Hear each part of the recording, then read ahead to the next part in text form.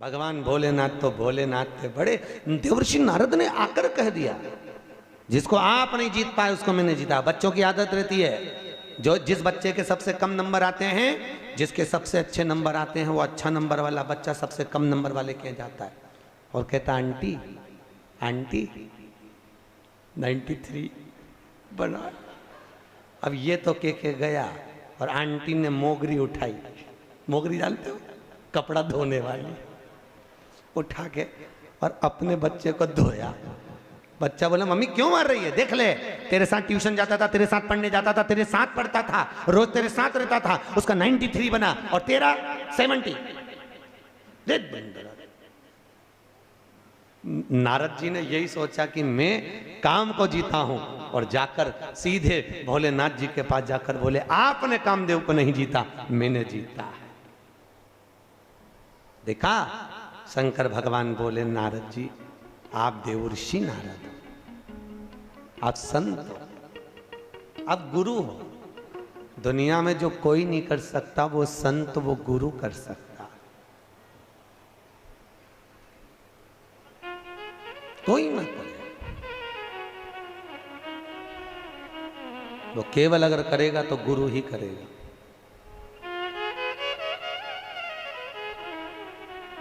नारद जी अगर आपने कामदेव को जीता तो ये आपके ऊपर प्रभु की करुणा है। शंकर भगवान ने कहा पर एक बात मेरी मान लो, आपने मुझसे तो कह दिया पर ये बात भगवान नारायण से मत कहना। क्यों? जिसके जो चाहने वाले होते हैं वो उसकी बुराई कभी सुन नहीं सकते, कभी नहीं सुनेंगे, कभी नहीं। तुम नारायण से मत कहना, तुमने मुझसे तो कह दिया पर उनसे ना कहिए। इतने में तुरंत उसी समय पर, उसी पल, उसी क्षण, उसी घड़ी, उसी पल, उसी घड़ी, उसी पल नारद जी के मन में आया बताओ, एक तो मैंने इतना बड़ा काम किया, ऊपर से भगवान शंकर बताने को मना कर रहे हैं। खुद तो कामदेव को जीत नहीं पाए और मेरे अच्छे आनंद हो गए, तुम बताने को मना कर रहे हैं। जानकर उसी समय पर देवर्षि नारद भगवान नारायण के पास जाने लगे, भगवान नारायण के पास। और भगवान नारायण के पास जाकर बोले श्रीमन नारायण, और जैसे ही बोले पूछा देवर्षि नारद पधारे हैं, कैसे आना हुआ, क्या बात है देवर्षि नारद जी, आप आए हो, ऐसा क्या एकदम काम पड़ गया जो आपको यहां पधारना पड़ा। नारद जी बोले मैं क्या बताऊं प्रभु, आपको मालूम है जिसको स्वयं देवादिदेव महादेव नहीं जीत पाए उस कामदेव को, उसको इस नारद ने जीता है। भगवान ने कहा हो गया बेड़ा पार।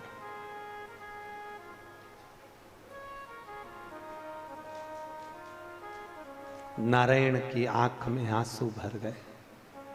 भगवान विष्णु ने सोचा कि आज गजब कर गए देवर्षि नारद, जो आप बोल रहे हो कि आपने काम को जीत लिया, गजब कर।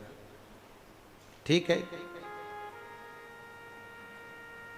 ठीक है, पर एक बात सुनो, भगवान नारायण ने कहा देवर्षि नारद आप तो धन्य हो, आप तो पुण्य भागी हो, आप पर तो प्रभु की कृपा है जो आपने काम को जीता है। पर एक निवेदन स्वीकार करिए, ये बात किसी को न कहिए, जाइए चलिए।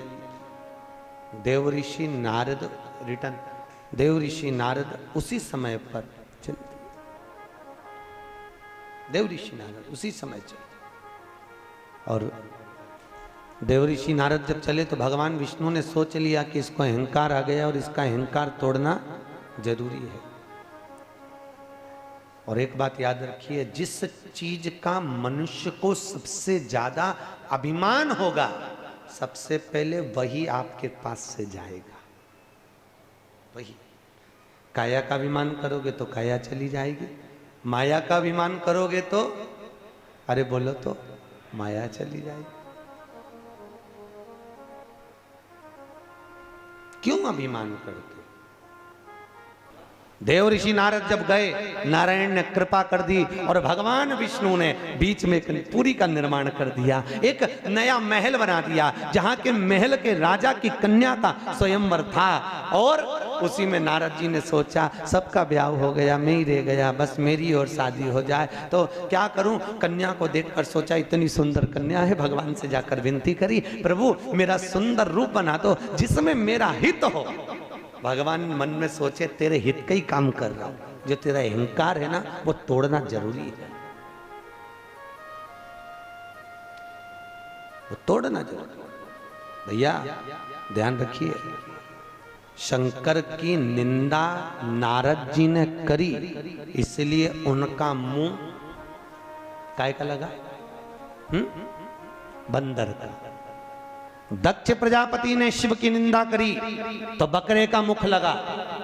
आपसे निवेदन है आप शंकर की निंदा कभी जिंदगी में मत करना, नहीं तो अगली बार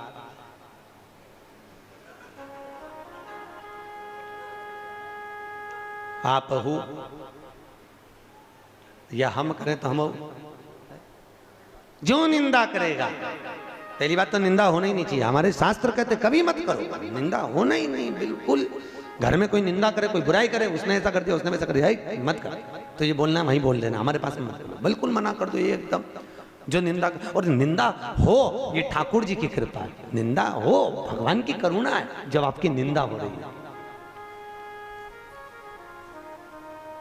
ईमानदारी से बोलो, 70-70, 80-80 साल की बूढ़ी बूढ़ी माँ बिल्कुल चकाचक रहती हैं, और बहुएं जिनकी उम्र केवल 25 साल, 35 साल, 34 साल, 40 साल, कहीं उनकी कमर दुख रही, कहीं घुटना दुख रहा, कहीं पीठ दुख रही, कहीं सिर दुख रही, तो बूढ़ी बूढ़ी माताएं कहती है हमारी इतनी उम्र हो गई, हम गोली दवाई नहीं खाएं, और ये देखो तो गोली दवाई रोज की खाएं, इसको क्या हो गया। आज की बहुएं सबसे ज्यादा बीमार पड़ रही, सही है कि गलत है? और सास हम बीमार नहीं पड़ रही, क्यों? उसका कारण है, शिव महापुराण कहती है जिसकी ज्यादा निंदा होती है वो स्वस्थ होते चले जाता है। समझ गए? समझ गए? वो स्वस्थ हो गया। शिव महापुराण की कथा में कहा एक राजा बीमार पड़ गया, उसको काया का रोग हो गया, उसकी काया टपक टपक के गिरने लगी। सारे वेद डॉक्टर को बुला लिया, डॉक्टर ने हाथ ऊंचे कर दिए, तब वो राजा अपने गुरु जी के पास में गया, गुरुदेव मेरी काया का रोग हो गया, मेरी काया टपक टपक कर गिर रही है, गुरु जी बचा लीजिए। गुरु जी ने कहा ये बताओ तुम 2 भाई थे? हाँ। एक भाई कहाँ है तेरा बड़ा वाला? तो क्या वो मर गया। उसकी पत्नी कहाँ है? तो क्या महल में। एक काम कर, तेरे बड़े भाई की पत्नी जिस कमरे में सोती है उस कमरे के बाहर तू चटाई डाल के चुपचाप से रात में जाके सो जाया कर। महाराज उससे क्या होगा? तू ठीक हो जाएगा बस। महाराज बड़े बड़े डॉक्टर दवाई से नहीं कर पाए, तुम कह रहे हो कि भाभी के कमरे में जाके, भाभी के कमरे में नहीं, कमरे के बाहर। हाँ जा सो, किसी को मालूम नहीं पड़ना चाहिए, नहीं पड़ेगा, बस 15 दिन में तू ठीक जा। गुरु के वचन पर विश्वास करा, पहुंच गया भाभी के कमरे के बाहर, रोज चटाई डाल के सो जाता। 8 दिन निकले, एक नौकरानी ने देख लिया, नौकरानी ने दूसरी सेविका से कहा, सेविका ने तीसरी सेविका से कहा, लोग ताने देने लगे खोल ले राजा को, तो देखो भाई मर गया तो भाभी के कमरे में सोने जाता है। लोगों ने बुराई करना चालू कर दी, जैसे जैसे बुराई चालू हुई वैसे वैसे राजा का शरीर अच्छा होने लगा, एकदम स्वस्थ हो गया। स्वस्थ हुआ राजा, तुरंत गुरु जी के पास गया, गुरुदेव बड़े बड़े डॉक्टर इलाज नहीं कर पाए, आपने कैसे इलाज कर दिया? गुरुजी बोले राजन तेरे पाप इतने बढ़ गए थे कि तेरे शरीर से टपक टपक कर गिर रहे थे, उस पाप को कम करने के लिए तेरी बुराई चालू करवा दी, इसलिए तेरा शरीर ठीक हो गया। इसलिए पहले कहते थे निंदक न्यारे राखिए, जिसको ज्यादा बीमारी हो जाए उसकी बुराई चालू कर दो। इसीलिए सास चकाचक रहती है क्योंकि बहुत दिन भर बुराई करती है, सास चकाचक। तो तुम सास को जल्दी निपटाना चाहती हो तो बुराई बंद कर दो।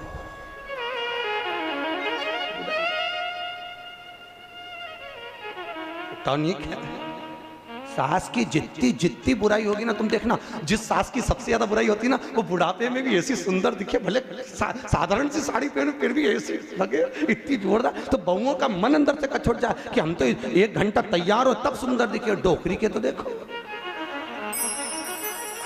समझ जाओ उसकी बुराई ज्यादा हो रही है। तो जिसकी ज्यादा बुराई होती है बुढ़ापे में वो निखरती चली जाती है। तो जितनी डोकरियों में बैठी है समझ जाओ,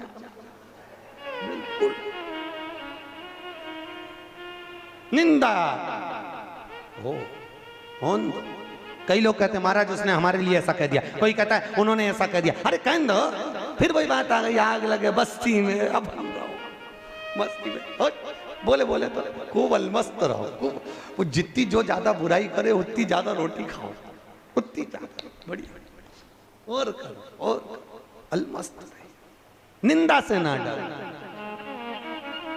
देव ऋषि नारद ने निंदा करी, शंकर जी ने कुछ नहीं करा। करा क्या भोलेनाथ जी ने? कुछ भी। बोला क्या भोलेनाथ जी ने? कुछ भी नहीं। शिव जी बोले अपने कर्म का दंड मनुष्य स्वयं भोगेगा। आपको कथा में कहा था किसी से मत डरो पर कर्म से डरो। आज नारद जी ने अपना कर्म बिगाड़ लिया, भगवान शिव की निंदा करी, इसलिए भगवान ने उसका बंदर का मुख बना दिया। बंदर का मुख बनाया, सभा में जाकर बैठा और महामाया माला लेकर आई, योग माया, और माया नारायण के गले में डाल दी। भगवान लेकर चले गए।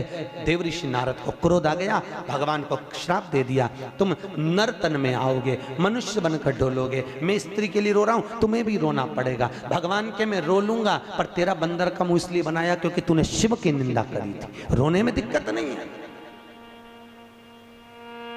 लिंगायत संप्रदाय के अंतर्गत भगवान शंकर के शिवलिंग को मानने वाली लिंगायत संप्रदाय ये जानती है कि अगर शंकर के मंदिर में शिव के ओटले पर शंकर के नाम का अगर हमने निंदा कर दी, शिव की निंदा कर दी, तो जीवन में हमारे बचाने वाला कोई नहीं रहेगा। शंकर की निंदा ना करो।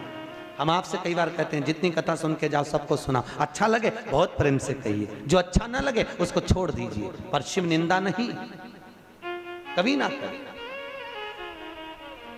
बहुत अच्छा, बन सके तो सबको तारीफ करो, बहुत बढ़िया हो। अरे कथा आनंद रही साहब। बनवारी लाल जी की कथा सुनने गए सालासर भवन में, ऐसे सुंदर व्यवस्था मिली साहब। सालासर भवन के भी सारे पदाधिकारीगण वहीं बैठे रहे, कथा का आनंद देते रहे, सेवा में लगे रहे। कोई बनवारी लाल जी ने खूब आनंद से सेवा करी, खूब प्रेम से कथा।